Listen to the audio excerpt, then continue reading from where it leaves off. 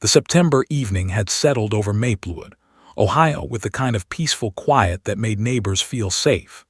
Children's toys littered front yards, porch lights flickered on one by one, and the smell of dinner wafted through open windows. Sarah Davidson was washing dishes in her small kitchen when 3-year-old Emma's excited voice called out from upstairs. "Mommy, lights, pretty lights." Sarah smiled, drying her hands on a towel. Emma had always been fascinated by Christmas decorations, and she probably spotted someone putting up early lights. "Honey, it's too early for Christmas," Sarah called back, heading toward the stairs. But then she heard them, sirens. Not distant ones racing toward some far-off emergency, but close. Very close. Sarah's heart quickened as she rushed up the stairs to Emma's bedroom. The little girl stood on her tiptoes, small hands pressed against the window, her face illuminated by flashing red and blue lights. "Emma, step back from the window, sweetie," Sarah said, reaching for her daughter. But Emma didn't move. She was transfixed, watching as 3 police cruisers pulled up in front of the Thompson house next door. Mr. Gerald Thompson had lived there for 15 years, a perpetually grumpy man in his late 50s who yelled at children for walking too close to his lawn and complained about every neighborhood gathering. Sarah had always gotten an unsettling feeling about him, the way he watched people a little too closely, the way his garage was always locked with multiple padlocks, the strange sounds that sometimes came from his property at odd hours. "Mommy, look, doggy." Emma's voice was filled with wonder. Sarah's breath caught as she watched Officer Jake Martinez step out of his vehicle. Beside him, connected by a short leash, was Rex, an imposing German shepherd with alert ears and intense, intelligent eyes. The dog was massive, easily 85 pounds of pure muscle and training. Even from their window, Sarah could see the power in the animal's stance. Rex barked, a deep, authoritative sound that seemed to echo through the entire neighborhood. Emma flinched but didn't look away. More officers emerged from the other vehicles, moving with practiced precision. They surrounded the Thompson house, hands on their weapons, bodies tense with anticipation. "Sarah, are you seeing this?" It was Mrs. Chen from across the street, calling from her own window. Sarah waved acknowledgement but kept her focus on Emma, who was now completely still, watching every movement below with unusual intensity for such a young child. Officer Martinez approached the front door while other officers positioned themselves around the property. Rex remained at his handler's side, every muscle coiled and ready. The dog's barking grew more intense, more urgent. Sarah had never heard such a sound. It wasn't just noise, it was a warning, a declaration, something primal that made her want to grab Emma and hide. "Mommy, the doggy is angry," Emma whispered, her little voice trembling. "It's okay, baby. He's a police dog. He's just doing his job." Sarah's words cut off as the front door of the Thompson house burst open. Mr. Thompson emerged, his face red with rage, shouting words Sarah was grateful Emma was too young to understand. 2 officers immediately moved to restrain him, but Thompson resisted, pushing back against them. Rex's barking reached a crescendo. The dog lunged forward, held back only by Officer Martinez's firm grip on the leash. The powerful animal strained against his handler, teeth bared, protective instincts in full force. Emma's breathing quickened. Sarah felt her daughter's small body begin to shake. "Come on, sweetie, let's go downstairs," Sarah urged, trying to pull Emma away. But then something else caught Emma's attention. Her eyes shifted from the commotion at the front door to the side of Thompson's house, where the shadows were deeper, where no police lights reached. Sarah followed her daughter's gaze but saw nothing unusual, just the dark gap between Thompson's garage and the fence line. Emma gasped, a sharp, sudden intake of breath that made Sarah's maternal instincts scream danger. "Emma, what is it? What did you see?" But Emma didn't answer. Her eyes were wide, locked on that dark space beside Thompson's garage. In the chaos of the arrest, with officers wrestling Thompson toward a police car and Rex's barking filling the night air, Sarah couldn't see what had captured her daughter's attention. More police arrived. Sarah recognized Detective Morrison, who'd spoken at the community center about neighborhood safety. He walked directly to the garage, bolt cutters in hand. Within minutes, the multiple padlocks were broken and the garage door rolled up. Even from their window, Sarah could hear the commotion that followed. Officers rushed in and out. Someone called for animal control. Someone else was on the phone, their voice urgent and angry. Rex had finally stopped barking, but the dog remained alert, watching everything with those intelligent eyes. Emma watched Rex. Just Rex. Not the officers, not the neighbors gathering on their porches, not even Mr. Thompson being forced into the back of a police cruiser. Just the dog. "Mommy," Emma said, her voice barely audible. "The doggy." Sarah knelt beside her daughter. "What about the doggy, sweetheart?" Emma's lip trembled, tears welled in her eyes. Her small finger rose, pointing at Rex, then shifting toward the shadows beside Thompson's garage, then back to Rex again. Her mouth opened as if to speak, but no words came. "Emma, tell Mommy what you saw." The little girl's face crumpled. Tears streamed down her cheeks. She looked at her mother with an expression Sarah had never seen before, pure, overwhelming fear mixed with something else. Confusion, grief. Sarah couldn't identify it. Emma's mouth moved, forming silent words, but no sound emerged. She tried again, her face reddening with effort, but nothing came out. The trauma of whatever she'd witnessed had stolen something precious. It had stolen her voice. Sarah scooped Emma into her arms as her daughter began to sob, deep, silent, shaking sobs that produced no sound. Down below, the chaos continued. Animal control vans arrived. More police.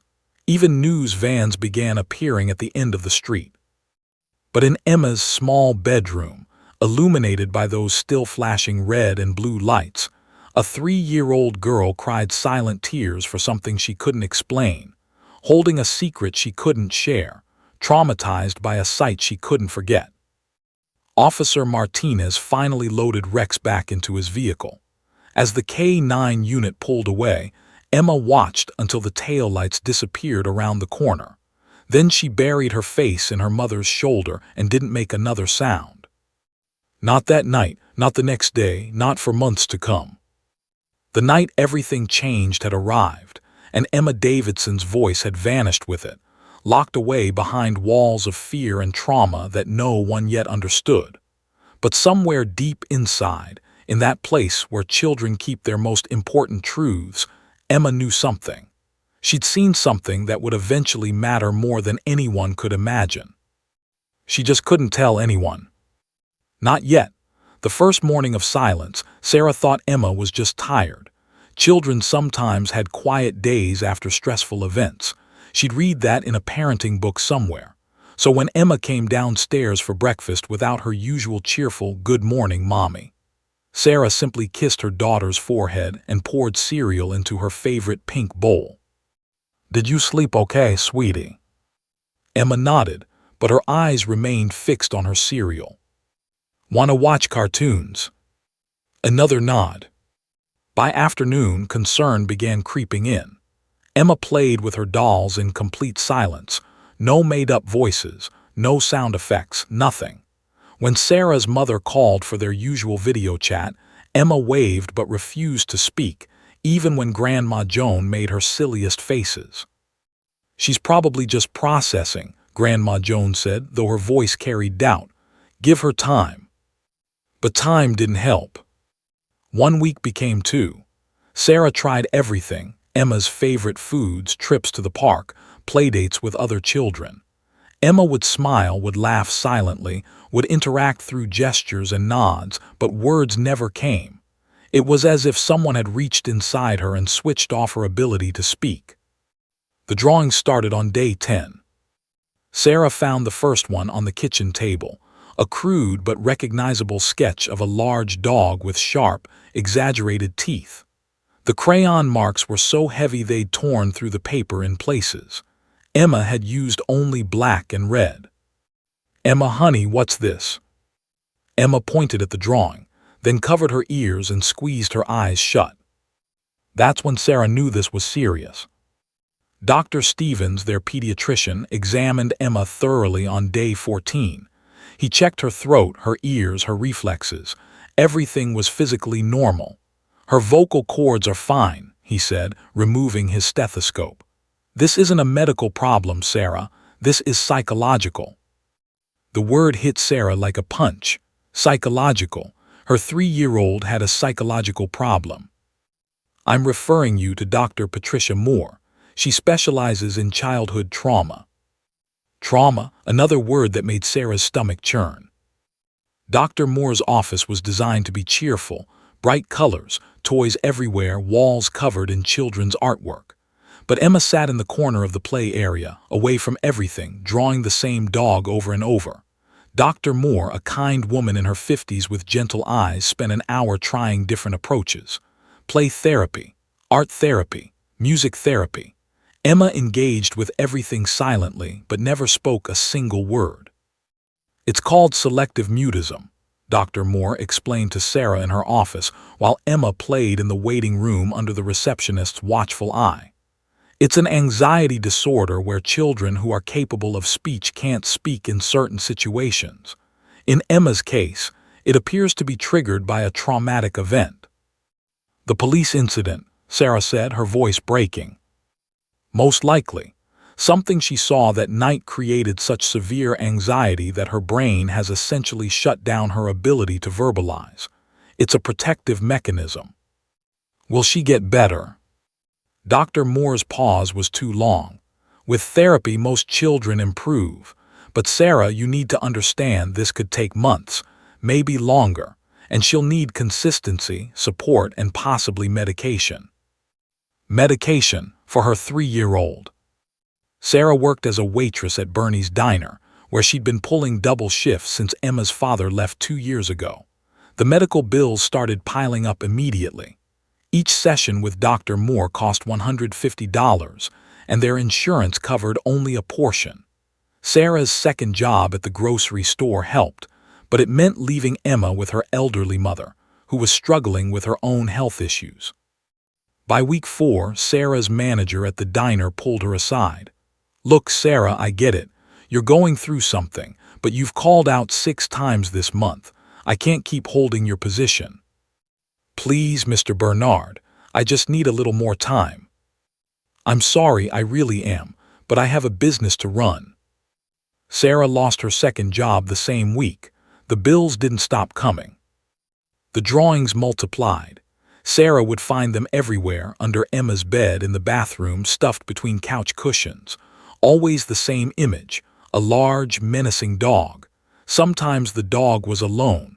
Sometimes there were cages around it. Sometimes there were smaller dogs. The images grew more detailed and more disturbing as weeks passed. Dr. Moore studied the drawings during their sessions. "She's processing something, but she can't verbalize it yet. The dog represents her fear, but there's something else here. See these?" She pointed to the smaller dogs in cages. "This suggests she witnessed something beyond just the police dog's presence." "What do you mean?" "I mean Emma might have seen something at the Thompson property that night, something involving animals. Have you heard anything about what the police found there?" Sarah shook her head. The neighborhood had buzzed with rumors, illegal gambling, drugs, stolen property, but no one knew for certain. The police weren't sharing details. Week 6 brought new challenges. Emma stopped sleeping through the night. Sarah would wake to find her daughter standing at the window, staring at the Thompson house, which now sat empty with police tape still across the doors. Emma would stand there for hours, unmoving, unreachable. The preschool called during week 7. "We love Emma, Mrs. Davidson, but she needs specialized services we can't provide. The other children are starting to get upset because she won't participate in group activities. She just draws those pictures all day." Another door closing. Sarah's mother, Grandma Joan, visited during week 8. She found Sarah crying at the kitchen table, surrounded by medical bills, past due notices, and Emma's disturbing drawings. "You can't do this alone anymore," Joan said firmly. "There are facilities." "No," Sarah's voice was steel. "I'm not sending my daughter away." "Sarah, be reasonable. You've lost one job, you're about to lose another. You can't afford the therapy she needs." I said no. Emma appeared in the doorway, clutching her favorite stuffed rabbit. She looked at her mother's tears, at her grandmother's concerned face, and her own eyes filled with tears. She ran to Sarah, climbing into her lap, and began to cry. Those horrible, silent, shaking sobs that broke Sarah's heart every single time. "I won't give up on you," Sarah whispered fiercely into Emma's hair. "Never, do you hear me? Never." But as Emma sobbed silently against her chest, Sarah wondered how long she could keep that promise. The bills were overwhelming. The therapy wasn't working. Emma was getting worse, not better. And somewhere locked inside her daughter's mind was a secret, a truth, something so terrible that it had stolen her voice. That night, after Emma finally fell asleep, Sarah sat in the dark living room and made a decision. She would take every shift Bernie's diner would give her. She would sell everything they didn't absolutely need. She would beg her landlord for more time on the rent. She would do whatever it took. Because somewhere in that silence, her daughter was screaming, and Sarah would move heaven and earth to help her find her voice again. In Emma's bedroom, surrounded by dozens of drawings of the same haunting dog, the little girl slept fitfully, her lips moving in silent words that no one could hear, holding secrets that would eventually change everything. If only someone would listen to the silence. 6 months had crawled by like a prison sentence. Sarah Davidson stood in front of her bathroom mirror on a bright March morning, studying the woman staring back at her. She looked 10 years older than she had in September. Dark circles shadowed her eyes, her hair needed cutting, and she'd lost 15 pounds she couldn't afford to lose. But Emma was the real concern. The little girl sat at the kitchen table, silently eating toast while drawing yet another picture of a dog. The stack of drawings had grown so large that Sarah had started storing them in boxes in the closet. Dr. Moore said to keep them all, that they might be important someday. "Mommy has to work this afternoon," Sarah said, sitting beside her daughter. "Grandma Joan will pick you up from therapy." Emma nodded without looking up from her drawing. Sarah's phone buzzed. A text from Dr. Moore. "Don't forget, Community Safety Day tomorrow at Riverside Park. I really think you should take Emma. Exposure therapy could be the breakthrough we need." Sarah's stomach knotted. The last thing Emma needed was more police dogs, more sirens, more reminders of that terrible night. But Dr. Moore had been insistent during their last session. "Emma can't hide from her fear forever," the therapist had said. Controlled exposure in a safe, positive environment might help her recontextualize what she saw. Recontextualize. Sarah hated that word almost as much as she hated the medical bills. But the next morning, she found herself parking their beat-up Honda Civic at Riverside Park. Colorful banners announced Maplewood Community Safety Day in cheerful letters. Families streamed through the entrance, children with face-painted smiles, parents carrying lawn chairs, everyone looking happy and safe. Everything Emma wasn't. "We don't have to stay long," Sarah promised, taking Emma's hand. "Just a quick look, okay?" Emma's grip tightened, but she nodded. She'd become so compliant, so passive.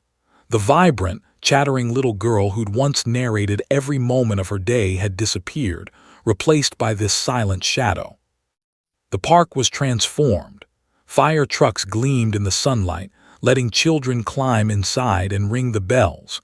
Police officers demonstrated equipment, smiling and taking photos with excited kids. A first aid station taught CPR. Food trucks lined the perimeter, filling the air with the smell of popcorn and grilled hot dogs. Emma stayed close to Sarah's leg, watching everything with those two serious eyes. "Look, sweetie, You can get your face painted. Sarah pointed to a booth where a volunteer was transforming a boy into Spider-Man. Emma shook her head, pressing closer. They wandered through the crowd for 20 minutes. Sarah was about to suggest leaving when a voice boomed over the loudspeaker. "Ladies and gentlemen, please gather at the main stage for our K9 demonstration." Sarah's blood ran cold. K9, police dogs. She looked down at Emma, ready to make a quick exit, but something stopped her. Emma wasn't cowering. She wasn't pulling away. Instead, her head had turned sharply toward the stage, her eyes wide and alert. "Emma, do you want to go?" A pause, then the smallest nod. They found a spot near the back of the gathering crowd. About 100 people assembled on the grass, facing a small stage and demonstration area. Sarah kept one hand on Emma's shoulder, ready to leave at the first sign of distress. Officer Jake Martinez appeared on stage with Rex at his side. The German Shepherd looked magnificent in the sunlight, powerful, alert, professional. Sarah felt Emma's entire body tense, but her daughter didn't look away. "Good afternoon, everyone." Officer Martinez's voice was warm and friendly, nothing like the urgent, commanding tone from that night in September. "I'm Officer Martinez, and this is my partner, Rex. We've been working together for 4 years, and today Rex is going to show you some of the incredible things trained K9 officers can do." The demonstration began. Officer Martinez hid a small pouch somewhere in the demonstration area, then released Rex with a command.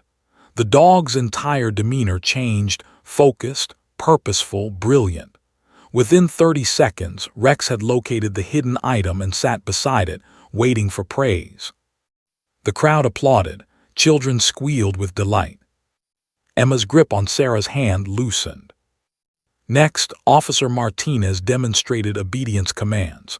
Rex sat, stayed, laid down, rolled over, all with precision and grace. When executing commands, the dog seemed completely different from the aggressive, barking animal Emma had seen that terrible night. "Rex might look intimidating," Officer Martinez explained, "but he's trained to protect and serve. He can be fierce when needed, but he can also be gentle. Watch this." Officer Martinez called a small boy from the audience. The child, maybe 5 years old, approached nervously. Officer Martinez showed him how to offer his hand for Rex to sniff, then how to pet the dog's head gently. Rex sat perfectly still, tail wagging slowly, as gentle as a lamb. Sarah felt Emma's hand slip from hers. "Emma," Sarah whispered, looking down. But Emma was already moving. While other children hung back, while parents held their kids close, Emma walked forward. Her small feet carried her through the crowd with unexpected determination. People parted, surprised by the tiny girl marching toward the massive police dog. Sarah's heart hammered, "Emma." But Emma didn't stop. She walked right up to the demonstration area, past the boundary tape, past the surprised parents, past everything, until she stood directly in front of Rex. Officer Martinez froze, uncertain. Rex's ears perked up, sensing something different about this silent child. Emma raised one small finger, pointing directly at Rex. The entire crowd fell silent, watching this surreal moment. Sarah pushed through the people, trying to reach her daughter, but everything seemed to move in slow motion. Emma's finger moved from Rex to somewhere beyond the park, then back to Rex again. Her mouth opened. Sarah could see her daughter trying to form words, struggling against 6 months of silence, fighting to break free from whatever held her voice captive. "Emma, sweetie, come back to Mommy," Sarah said softly, finally reaching her daughter's side. But Emma didn't move. She stared at Rex with an intensity that made Officer Martinez uncomfortable. The dog, however, seemed to understand something. Rex took one step forward, lowered his head, and his tail began to wag, not the aggressive, alert stance from that night, but something gentler. Emma's rigid posture softened. Slowly, carefully, she extended her hand the way she'd seen the boy do moments before. Rex sniffed her hand, then licked it gently. And Emma smiled, the first real smile Sarah had seen in 6 months. Officer Martinez knelt beside his partner. "What's your name, sweetheart?" Emma's lips moved, but no sound came out. "She doesn't speak," Sarah explained quickly, embarrassed. "I'm so sorry, we should go." "Wait." Officer Martinez's voice was gentle. He studied Emma carefully, then recognition flickered across his face. "I know you. You're the little girl from the Thompson house. You were watching that night." Emma nodded, her eyes locked on Rex. "Did Rex scare you?" Emma shook her head. Then she did something unexpected. She pointed at Rex, placed her hand over her heart, then pointed toward where the Thompson house would be. Officer Martinez glanced at Sarah, confused. "I don't understand." "Neither do I," Sarah admitted. "She's been drawing pictures of dogs for 6 months, just dogs, over and over." "Can I see them?" Sarah pulled out her phone, showing him photos of Emma's drawings. Officer Martinez scrolled through them, his expression growing more serious with each image. "These aren't just pictures of Rex," he said slowly. "These are pictures of dogs in cages, multiple dogs." "What does that mean?" "It means," Officer Martinez looked at Emma with new understanding. "It means she saw something that night, something we missed." Emma's hand was still resting on Rex's head. The dog sat perfectly still, as if he understood his job was to be calm, to be safe, to be the opposite of every fear. "You're a brave girl," Officer Martinez said softly to Emma, "and Rex thinks you're pretty special too." For the first time in 6 months, Emma's face showed something other than fear or sadness. It showed connection, hope, the tiniest spark of healing.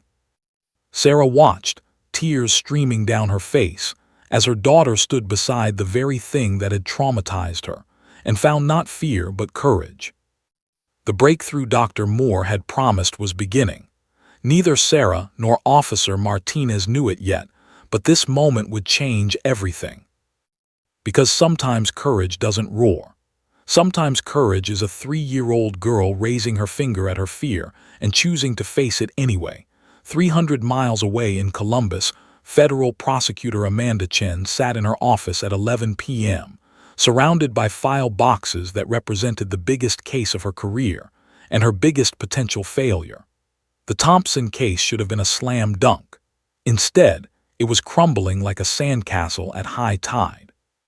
She rubbed her tired eyes and opened the evidence file for the 100th time. Gerald Thompson, age 58, arrested 6 months ago for operating an illegal commercial puppy mill from his residential property in Maplewood. What they'd found in his garage and basement had made even seasoned officers sick. 43 dogs in various states of neglect. Breeding females kept in wire cages barely larger than their bodies, some pregnant with their 5th or 6th litter. Puppies crammed together in filthy conditions, many sick, some already dead. The smell alone had been overwhelming: urine, feces, decay, desperation. But the operation went deeper than simple animal cruelty. Amanda's investigation had uncovered a sophisticated fraud network. Thompson had been selling puppies online for $2,000 to $4,000 each, claiming they were from reputable breeders with health guarantees and pedigree papers. All lies.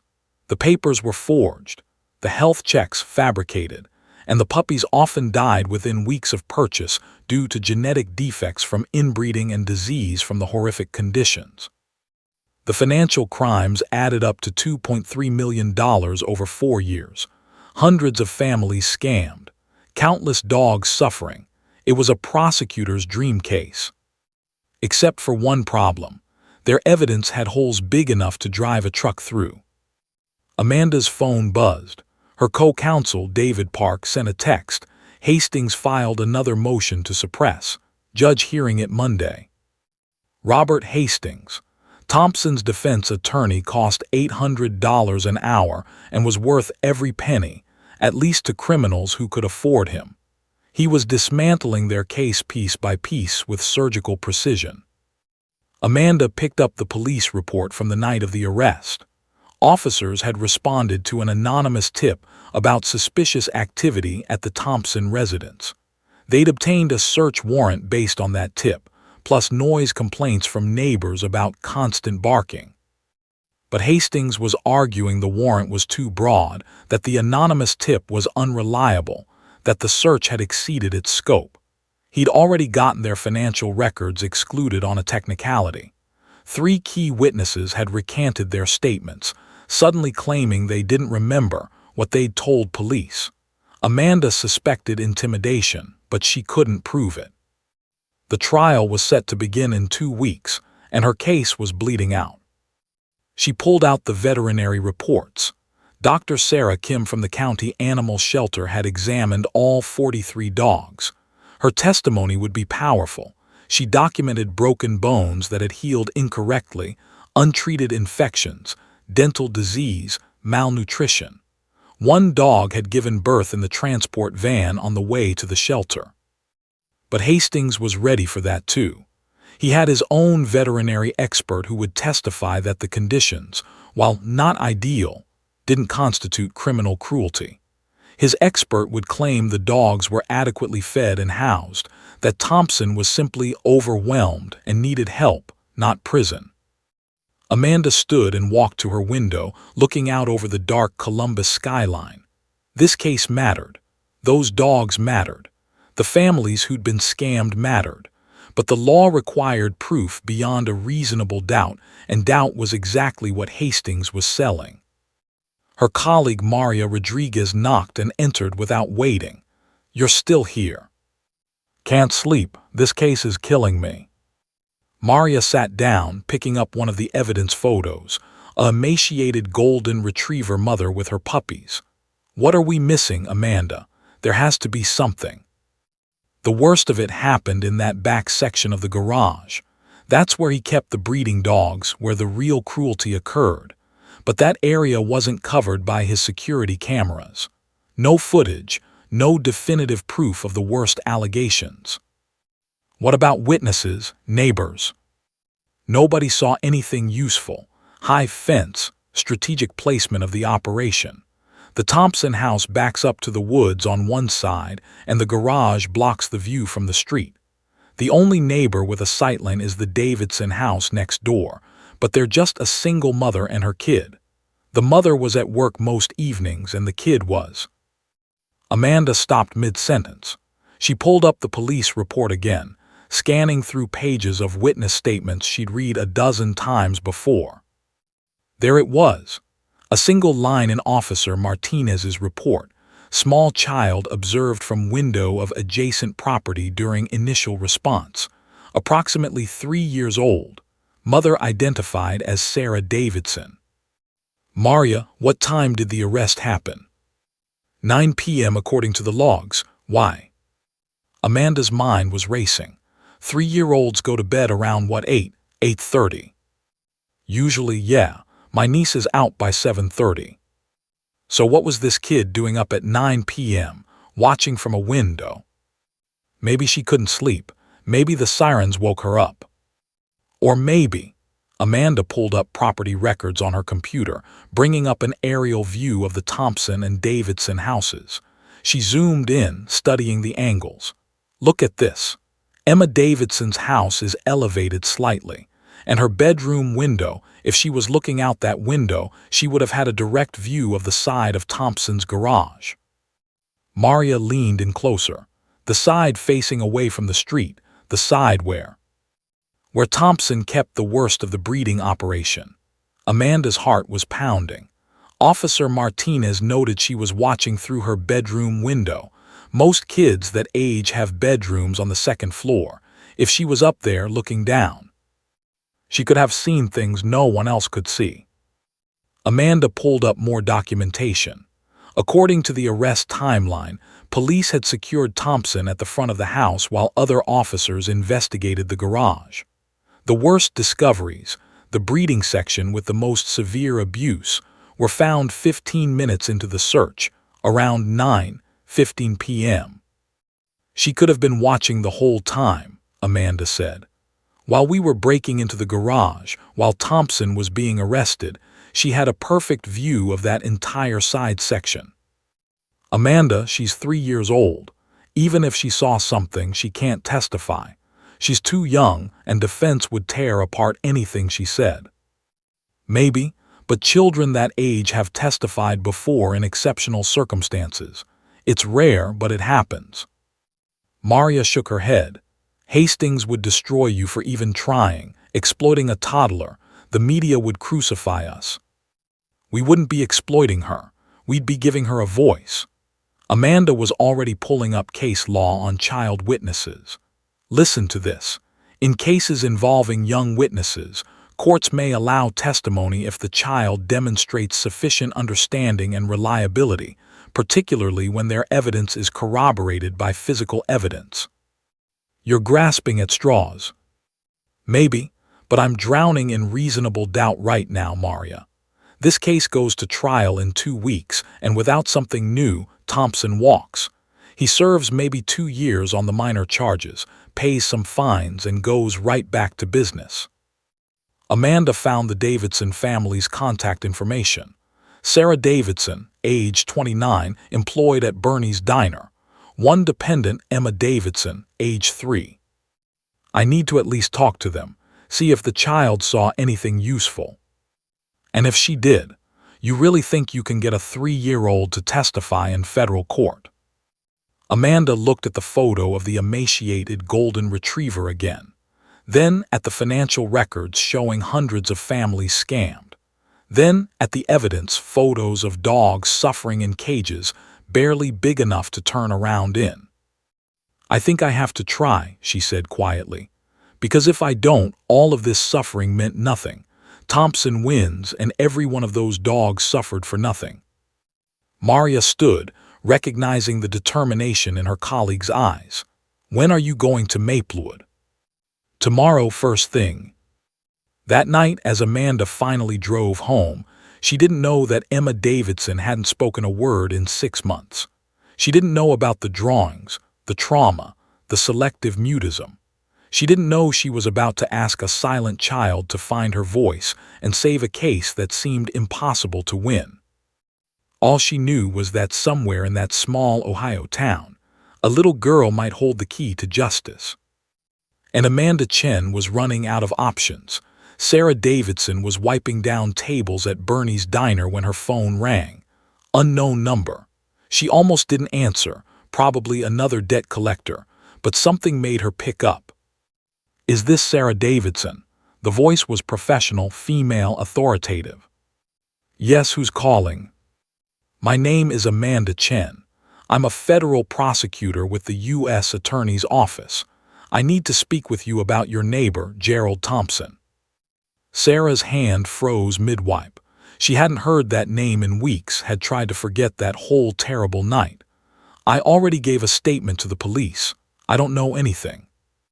Ms. Davidson, I understand this is unusual, but could we meet? It's about your daughter, Emma. Every maternal instinct in Sarah's body screamed alarm. What about Emma? Not over the phone, please. I can come to you today if possible. 2 hours later, Sarah sat across from Amanda Chen in the diner's back booth. Emma was with Grandma Joan for the afternoon. The prosecutor was younger than Sarah expected, maybe mid-30s, with intelligent eyes and a briefcase full of documents. Ms. Davidson. Sarah, just Sarah. Sarah, I'll be direct. The case against Gerald Thompson is falling apart. We have evidence of horrific animal cruelty and fraud, but we're missing crucial eyewitness testimony about the worst of what happened. Defense attorneys are creating reasonable doubt everywhere I turn. Sarah stirred her coffee nervously. I don't see what this has to do with Emma. Amanda pulled out aerial photographs of the 2 properties. Your daughter's bedroom window has a direct sightline to the section of Thompson's garage where we found the worst abuse. According to Officer Martinez's report, Emma was watching from that window during the arrest. Sarah's stomach dropped. She's 3 years old. I know. But Sarah, she may have seen things no one else could see, things that could make or break this case. You can't be serious. Sarah's voice rose. You want my 3-year-old daughter to testify in court. I want to talk to her, that's all. Just see if she remembers anything. No, Sarah stood up. Absolutely not. Sarah, please listen. My daughter hasn't spoken a word in 6 months because of what she saw that night. The words exploded out of Sarah, drawing stares from other diners. She lowered her voice, shaking. Emma has selective mutism, severe trauma. She's in therapy twice a week that I can barely afford. She draws pictures of dogs in cages every single day. And you want to drag her into a courtroom and make her relive it all. Amanda's face softened. She hasn't spoken in 6 months. Not one word. Not to me, not to her therapist, not to anyone. Tears welled in Sarah's eyes. That night destroyed my daughter. I won't let you finish the job. Amanda was quiet for a long moment, studying the photos. What kind of pictures does she draw? What? You said she draws pictures of dogs in cages. Can I see them? Sarah wanted to refuse, wanted to walk out, but something in Amanda's expression stopped her. This wasn't just a prosecutor looking for evidence. This was someone who genuinely cared. 20 minutes later, they sat in Sarah's small living room.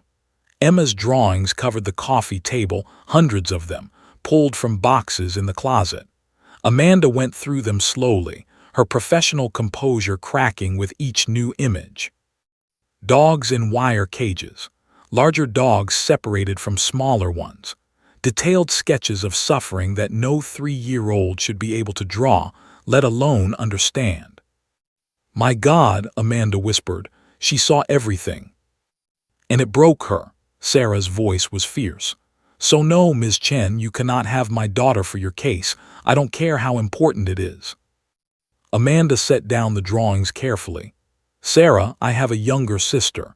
She's 18 now, but when she was 7, she witnessed a car accident. Couldn't sleep for months. I understand protecting your child. Then you understand why the answer is no. But I also understand that sometimes children need to tell their truth. Not for us, for themselves. My sister didn't start healing until she was able to talk about what she'd seen. The secret was poisoning her. Emma can't talk, that's the point. Maybe she can't talk because she's holding onto something too big for a child to carry alone. Amanda leaned forward. I'm not saying this is right or easy. I'm saying those drawings show a child trying desperately to communicate something. What if helping Emma tell her story, however she needs to tell it, is exactly what she needs to heal? Sarah wanted to dismiss it, but the words hit too close to home. Dr. Moore had said similar things, that Emma's silence was protective, that she was holding onto trauma she couldn't process. Even if I wanted to help, which I don't, Emma can't testify. She can't speak. There are ways. Child psychologists who specialize in helping traumatized children communicate. Alternative testimony methods. But Sarah, I need your permission to even try. No. Amanda nodded, starting to pack up her briefcase. Then she pulled out one more photo, the golden retriever mother with her sick puppies. This dog was found in the section Emma could see from her window. She'd given birth 3 times in 18 months. Every puppy from her previous litters either died or was sold sick. She had untreated mammary tumors, broken ribs, severe malnutrition. Sarah looked away. Thompson made $2.3 million torturing animals and scamming families. Without Emma's testimony, he serves maybe 2 years and pays a fine. Then he's free to do it all again, somewhere else, to more dogs and more families. That's not Emma's responsibility. She's 3 years old. You're right, it's not fair. None of this is fair. Amanda stood, leaving her card on the table. But sometimes the people who can make a difference are the ones who have suffered the most. Think about it, please. After Amanda left, Sarah sat alone with Emma's drawings. She thought about her daughter's silent tears, her nightmares, the way she still stood at the window staring at the empty Thompson house. The subpoena arrived 3 days later. Sarah's hands shook as she read the legal document. The United States of America was formally requesting Emma Davidson's testimony in the case against Gerald Thompson. Her attorney, Marcus Webb, took the case pro bono when he heard the situation. "This is outrageous," Marcus fumed. "She's 3 and has a documented mental health condition. I'll get this thrown out." But Judge Helen Morrison surprised everyone. In a preliminary hearing, she ruled that Emma could be deposed with special accommodations, a child psychologist present, no formal courtroom setting, and the option to use alternative communication methods. "If this child witnessed criminal activity," Judge Morrison stated, "she has a right to be heard and the court has an obligation to listen. But we'll do it carefully, appropriately, and with her well-being as the priority." The news hit Maplewood like a bomb. Neighbors took sides. Some supported Sarah's right to protect her daughter. Others believed Emma should testify for justice. The local paper ran a headline, "Toddler subpoenaed in federal cruelty case." Sarah's phone wouldn't stop ringing. Her mother thought she should refuse. The diner's customers had opinions. Even Dr. Moore was conflicted. "This could traumatize her further," the therapist warned. "Or it could help her process and release what she's holding. I honestly don't know." That night, Sarah sat on Emma's bed, watching her daughter sleep. Emma clutched her stuffed rabbit, her face finally peaceful in sleep, free from the burden of whatever secrets she carried. "I don't know what to do, baby," Sarah whispered. "I want to protect you, but what if they're right? What if you need to tell what you saw?"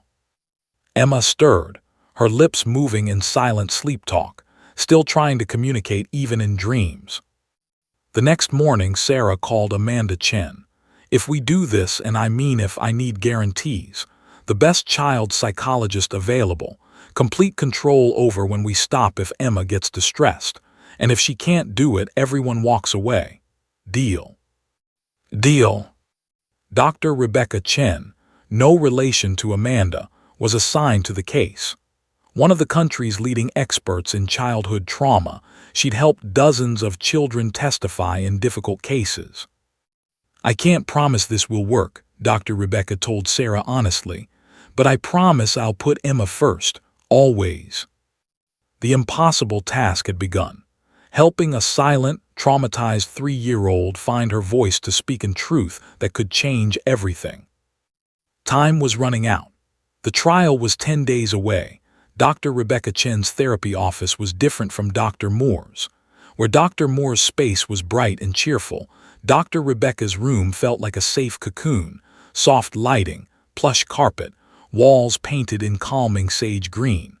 A one-way observation window allowed Sarah to watch without Emma feeling observed. "We're not here to force anything," Dr. Rebecca explained during their first meeting. Emma sat in the corner, already drawing. "We're here to create a space safe enough for Emma to share when she's ready." "The trial is in 9 days," Sarah said, anxiety sharp in her voice. "Then we work with what we have. But Sarah, you need to understand, this might not work. Emma's trauma is severe and pushing too hard could make things worse." The first session was painful to watch. Dr. Rebecca tried everything, play therapy with dolls, art therapy, music. Emma engaged mechanically, going through motions without connection. When Dr. Rebecca gently asked about the night with the police, Emma shut down completely, curling into a ball and rocking. Sarah burst into the room.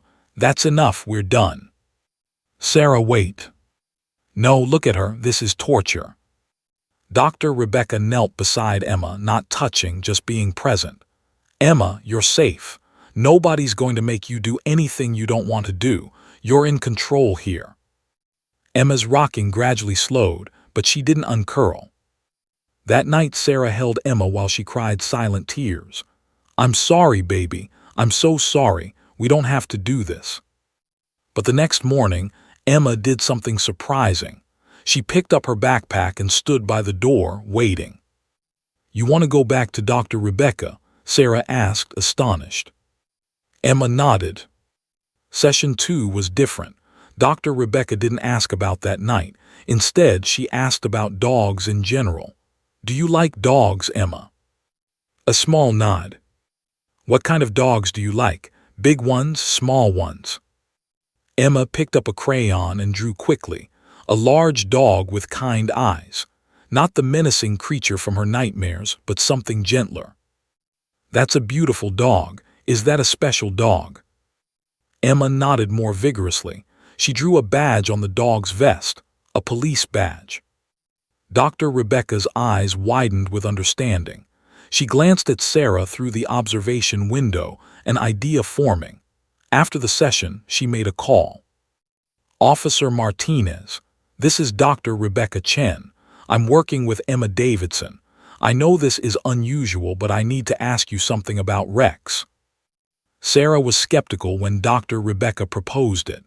You want to bring the police dog, the thing that traumatized her, into therapy. I don't think Rex traumatized her. I think he represents something else. Did you notice at the community event, Emma walked right up to him? That was one moment. It was a significant moment. Sarah, Emma's drawings are changing. She's not drawing Rex as a monster anymore. She's drawing him as, I think she sees him as a witness, someone else who was there who saw what she saw. That's crazy. Maybe, or maybe a 3-year-old's logic is simpler than ours. Rex was there. Rex is safe. Rex can understand. Officer Martinez was hesitant but agreed. If it helps that little girl, I'm in. Session 3 changed everything. Emma walked into the therapy room and froze. Rex sat beside Dr. Rebecca, calm and professional in his K9 vest. For 10 seconds, nobody moved. Then Emma's face transformed, not with fear but with recognition, relief, connection. She walked straight to Rex and sat down beside him, her small hand reaching out to touch his fur. Rex, trained to sense distress, remained perfectly still, then gently laid his head near Emma's lap. Sarah watched through the window, tears already forming. Hi, Emma, Dr. Rebecca said softly. Rex came to visit. He remembers you from the park. Emma stroked Rex's fur, her breathing evening out for the first time in months. Rex is a working dog. He helps people. He was working the night at Mr. Thompson's house. Did you see Rex that night? Emma nodded, her hand still moving through Rex's fur. Rex saw some things that night that were hard to see. Sad things. Did you see sad things too? Another nod, Emma's eyes filled with tears. Sometimes when we see sad things, it helps to tell someone, but telling can be hard, can't it? Emma's chin trembled. She buried her face in Rex's fur. What if you told Rex? He already knows. He was there, he saw it too. For 15 minutes, Emma just cried into Rex's fur while the dog sat patiently, occasionally licking her hand. Dr. Rebecca didn't push, didn't ask questions, just let Emma feel safe. Session 4, Emma arrived with her drawings. She spread them on the floor around Rex, showing him each one. Dr. Rebecca watched, fascinated as Emma pointed to different elements, the cages, the smaller dogs, the specific details. Emma, Rex wants to understand. Can you help him understand what you saw? Emma looked at Rex's gentle brown eyes. She opened her mouth. No sound came out, but her lips formed words. It's okay, Dr. Rebecca encouraged. Take your time, Rex is listening. Emma's voice was barely a whisper, hoarse from months of disuse. The doggies. Sarah gasped in the observation room, her hands pressed against the glass. The doggies were what, Emma? Dr. Rebecca kept her voice steady despite her racing heart. Sad the doggies were crying. 3 words, the first words in 6 months. Emma collapsed against Rex, exhausted from the effort, but she'd done it, she'd spoken.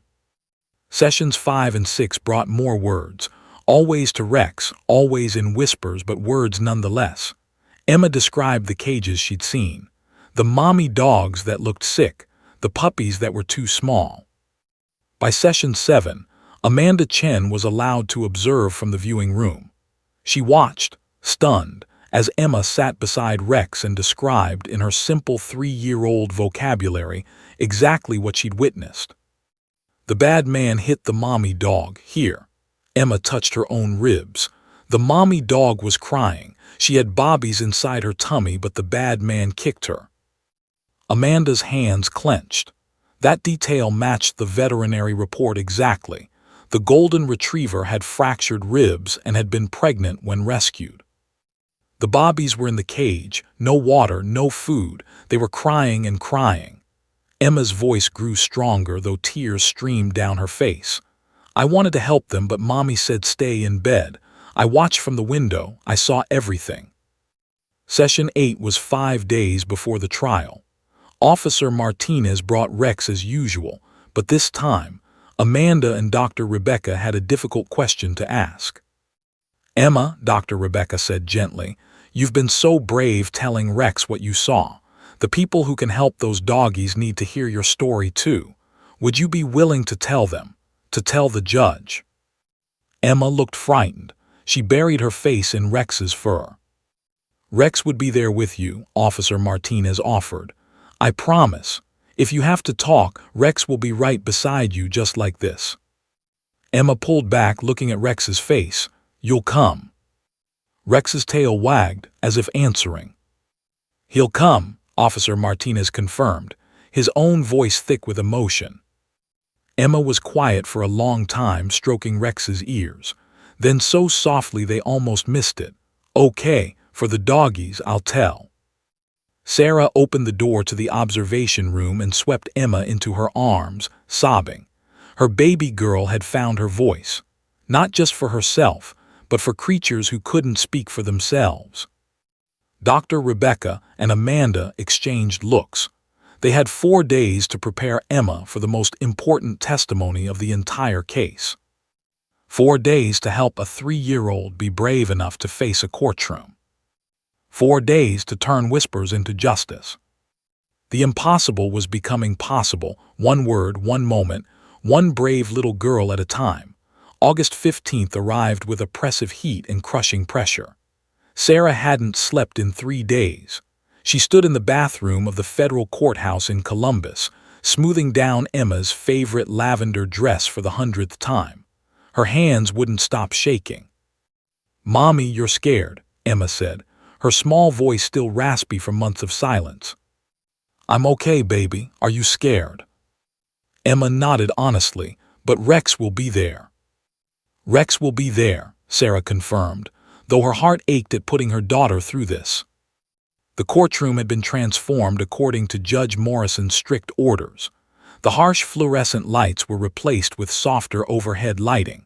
The gallery was limited to essential personnel only, no press, no public observers. The witness stand had been removed entirely, replaced with a small table and child-sized chair positioned at floor level. Amanda Chen arrived early, her tailored suit hiding the knot of anxiety in her stomach.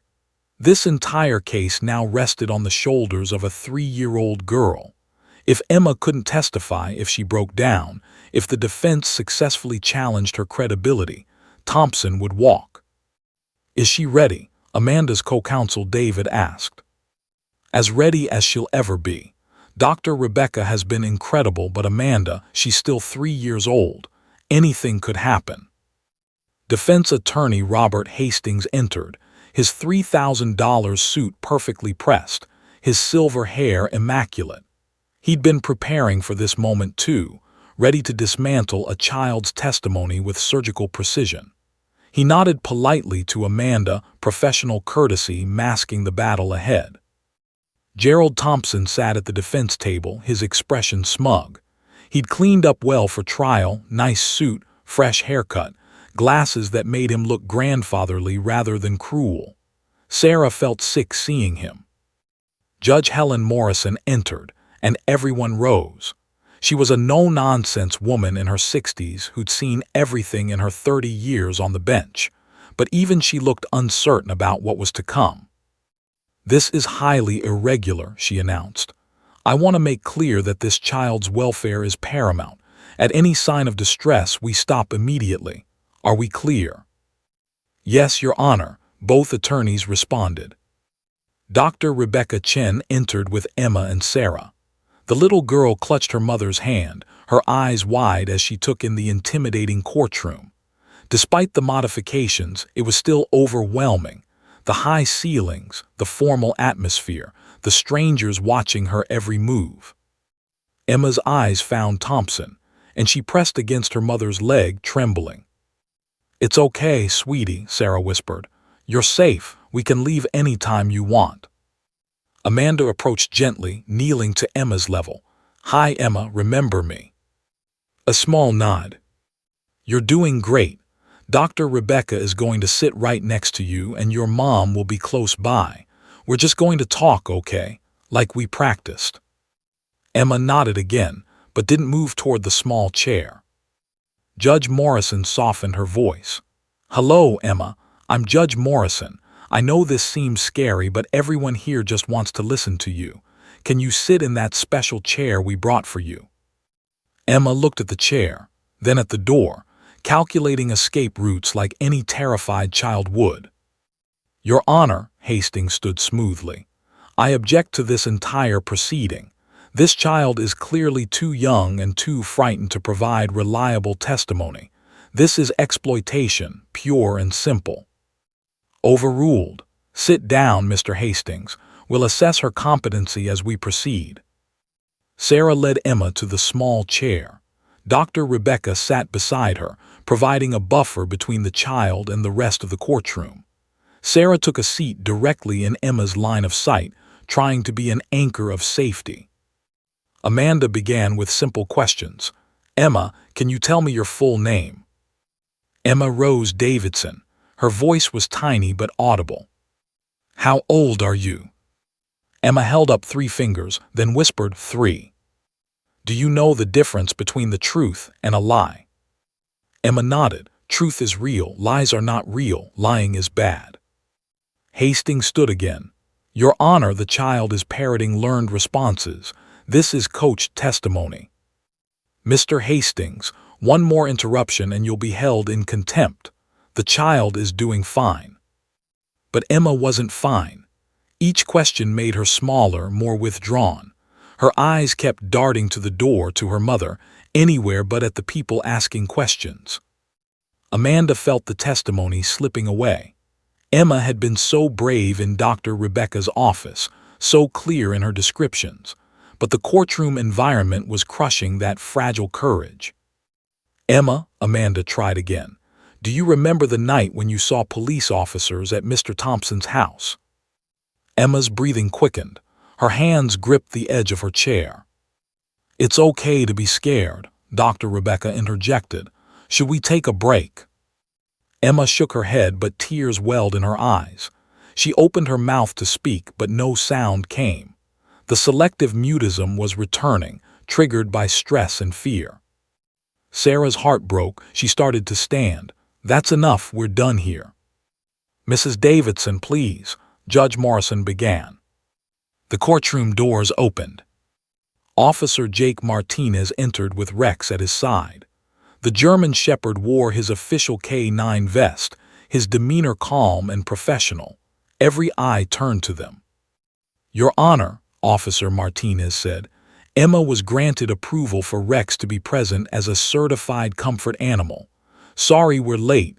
Security took extra time." Hastings shot to his feet. "Your Honor, this is absurd. A police dog in federal court during testimony. This is completely—" But he stopped because Emma had transformed. The frightened, frozen child was suddenly animated. She stood up from her chair, her face breaking into the first real smile anyone in that courtroom had seen. Her small arm raised, finger pointing directly at Rex. "Rex," her voice rang out clearly, "you came." Officer Martinez walked Rex forward, stopping a few feet from Emma's chair. "I promised, didn't I? Rex wanted to hear your story." Emma looked at Rex, then at her mother, then at Amanda. Something shifted in her expression, a steeling of courage, a decision made by a 3-year-old brain that understood, in its simple way, that this mattered. She sat back down, her hand reaching out to rest on Rex's head as Officer Martinez positioned the dog beside her chair. The physical connection to the animal seemed to ground her, to give her strength. "Emma," Amanda said softly, "are you ready to tell us what you saw?" Emma took a deep breath, looked into Rex's calm brown eyes and nodded. Hastings tried one more time. "Your Honor, I strenuously object." Overruled. Judge Morrison leaned forward, completely focused on the small child. "Emma, we're listening. Take your time." Emma's finger remained on Rex's head, drawing courage from his steady presence. She pointed her other hand, not at Rex this time, but directly at Gerald Thompson. The courtroom fell into absolute silence. Emma's small voice broke through, clear and certain, carrying a truth that had been locked inside for too long. The doggy was scared too. 4 words that would change everything.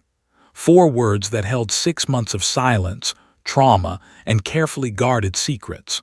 4 words that marked the beginning of justice for creatures who had no voice of their own. The gallery collectively held its breath. Amanda felt hope surge through her chest. Even Hastings seemed momentarily stunned into silence. Emma's testimony was about to begin, and not even the most expensive defense attorney in Ohio could stop it now. Emma's small hand remained steady on Rex's head as every person in the courtroom leaned forward. Her voice, though quiet, carried with crystal clarity in the hushed space. "The doggy was scared too," she repeated, her eyes moving from Rex to Gerald Thompson. "The bad man hit him." Amanda Chen's pulse raced, but she kept her voice gentle. "Emma, can you tell us which doggy? What did he look like?" Emma's fingers traced patterns in Rex's fur, grounding herself. "Yellow doggy, girl doggy, she had bobbies in her tummy." Emma touched her own stomach. "The bad man kicked her, right here." She pointed to her ribcage. Sarah covered her mouth, tears streaming silently. Amanda retrieved a photograph, the golden retriever from the veterinary reports. "Is this the doggy you saw, Emma?" Emma looked at the photo and nodded vigorously. "Yes, that's the mommy dog. She was crying and crying."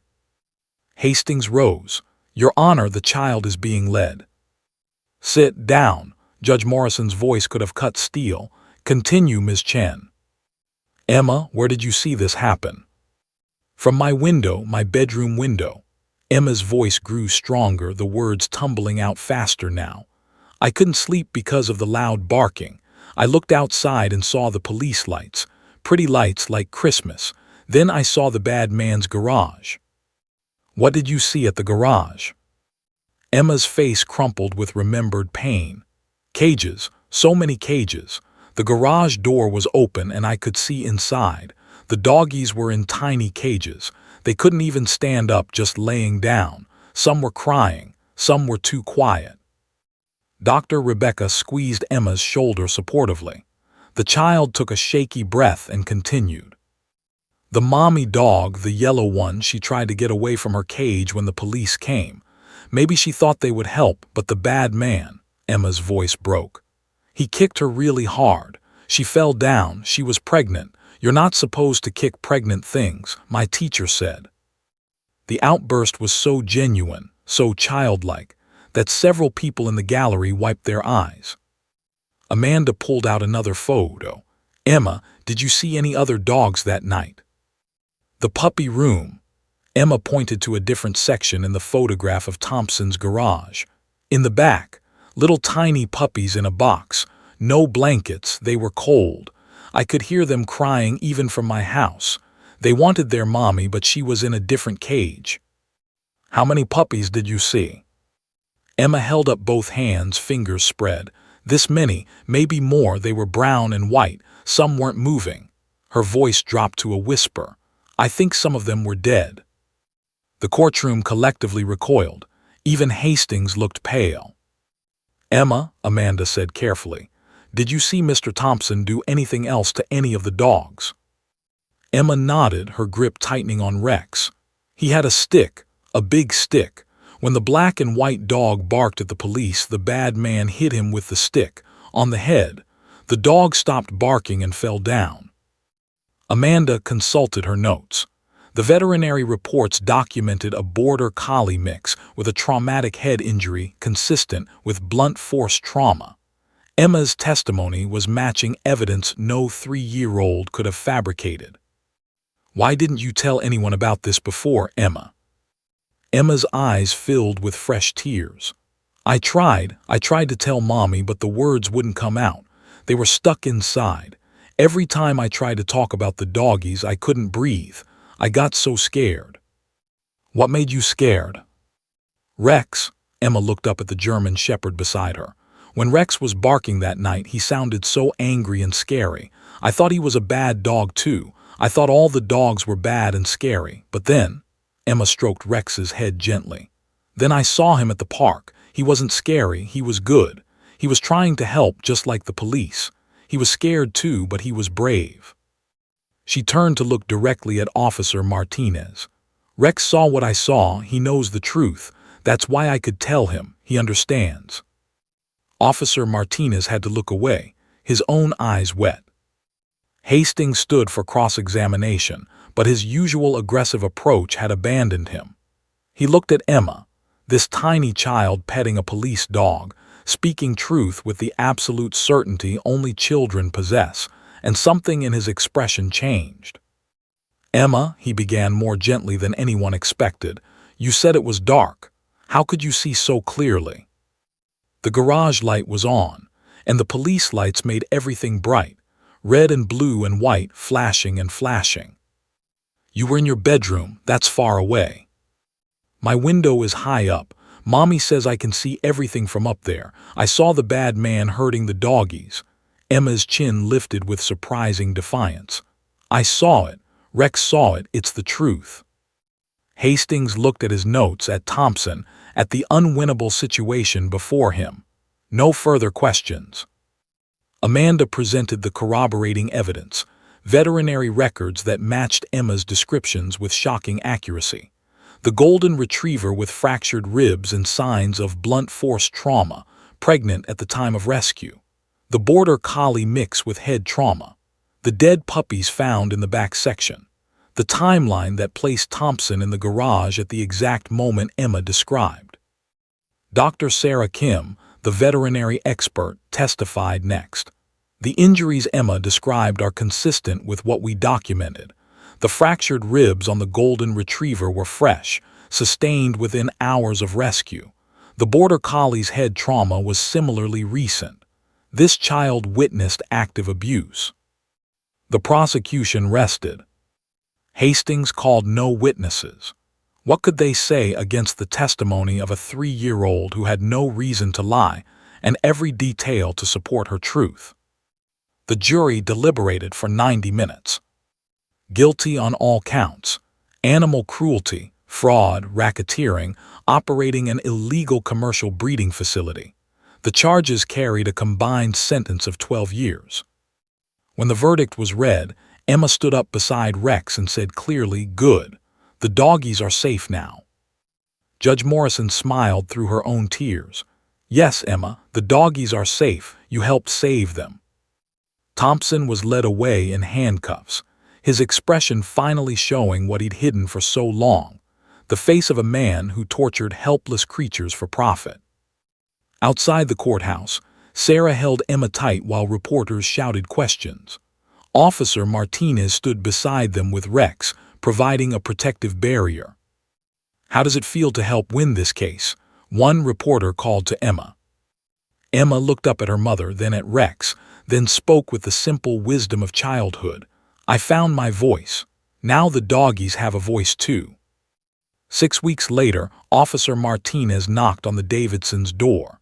He stood there with a golden retriever on a leash, the same dog Emma had testified about, now healthy, her ribs healed, her coat shining.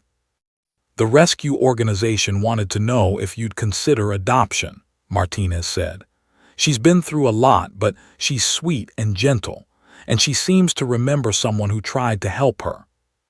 Emma dropped to her knees as the dog approached. The golden retriever licked her face, tail wagging with joy that only rescued animals understand. "Can we name her Hope?"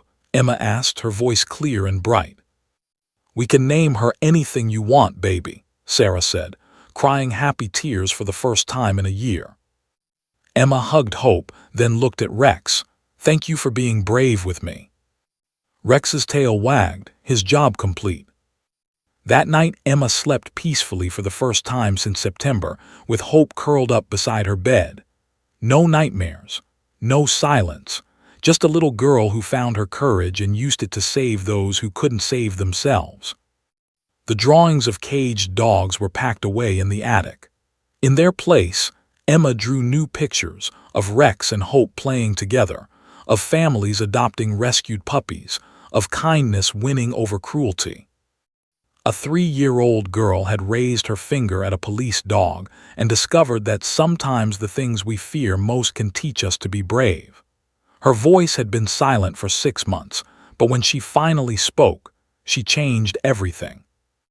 Justice had been served, hope had been restored, and Emma Rose Davidson learned that courage doesn't roar. Sometimes courage is a small voice saying, "I'll tell the truth for the doggies." The end.